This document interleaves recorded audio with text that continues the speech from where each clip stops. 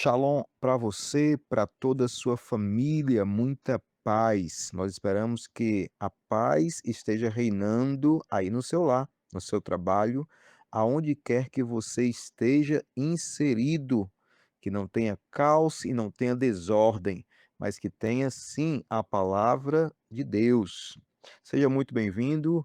Eu sou Márcio Jander, da Escola da Bíblia, de volta às Escrituras, e nós estamos em mais um vídeo fazendo esse acompanhamento semanal, segunda e quartas-feiras, mensagem no nosso grupo oficial. Se você não faz parte ainda, é só entrar na descrição desse vídeo, você clica no link e automaticamente você entra no grupo oficial da Escola da Bíblia, de volta às Escrituras. Vamos lá para mais um vídeo semanal. E se o silêncio de Deus não fosse ausência, mas preparação? E se o momento mais difícil da história de um povo fosse exatamente o início da sua redenção? A porção Shemot começa em um cenário pesado: opressão, escravidão, esquecimento. Mas é exatamente ali que Deus começa a agir. E isso nos ensina algo profundo. Deus não inicia seus planos no conforto, mas no meio da crise. O significado de Shemot significa nomes. O livro começa listando nomes. Você pode acompanhar na sua leitura da semana isto, e isso não é detalhe. No contexto antigo, nome significa identidade, memória, é uma continuidade. Mesmo no Egito, Deus não esqueceu quem era o seu povo. Um novo faraó se levanta. O texto diz que não conhecera a José. E isso é mais do que ignorância histórica.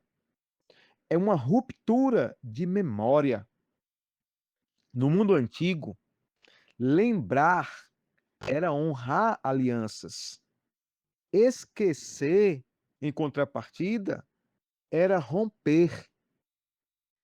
Israel passa de povo favorecido naquele momento para um povo escravizado. Interessante fazer menção e lembrar que o povo cresce, e quanto mais este povo cresce, mais é oprimido. Isso revela um princípio importante: o propósito de Deus não é impedido pela opressão. A tentativa de controlar Israel só faz o povo se multiplicar. Faraó tenta controlar o nascimento dos meninos hebreus. Isso é um detalhe muito importante. E isso é uma estratégia política e quase ninguém observa isso. No mundo antigo, homens representavam força militar lá no futuro. Então, Faraó tenta impedir esse crescimento desta nação antes que ela se torne uma ameaça. Mas as parteiras temem a Deus e desobedecem. Então, aqui nós percebemos algo poderoso: o temor a Deus supera o medo do sistema. Então Moisés nasce em meio ao decreto de morte.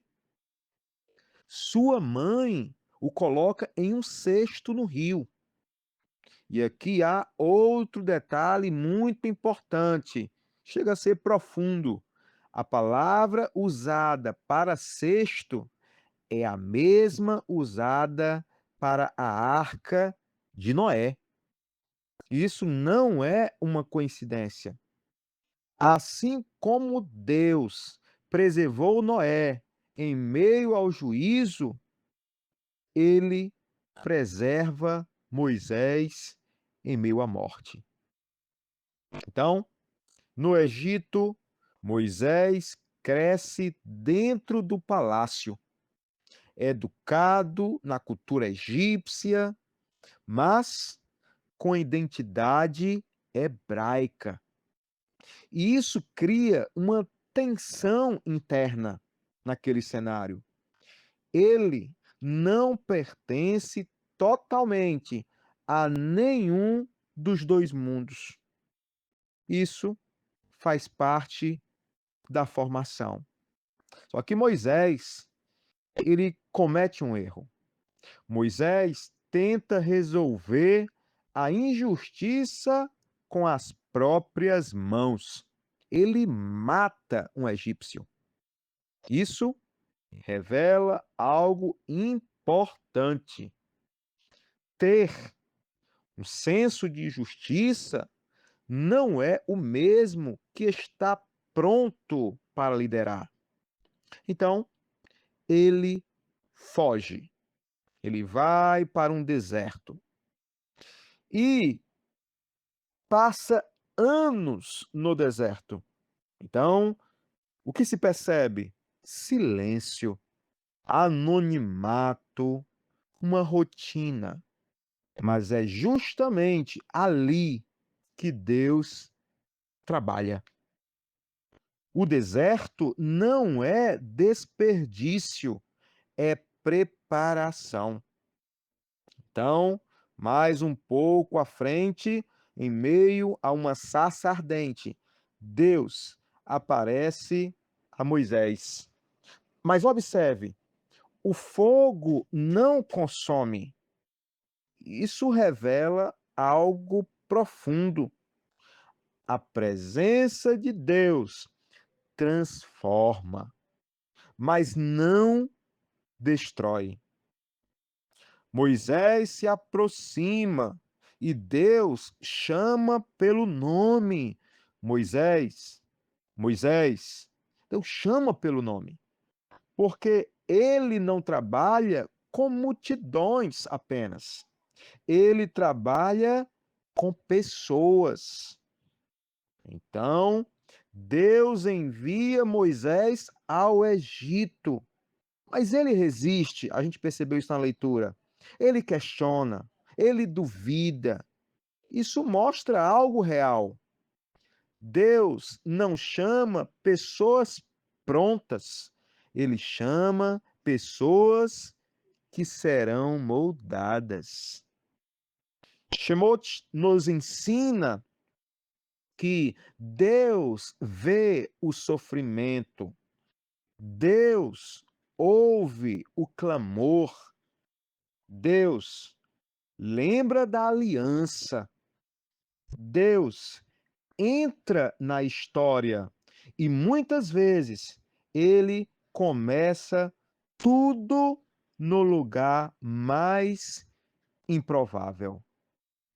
Talvez hoje você esteja em um momento muito difícil, mas Shemot nos lembra, Deus já começou a agir, mesmo que ainda não seja visível.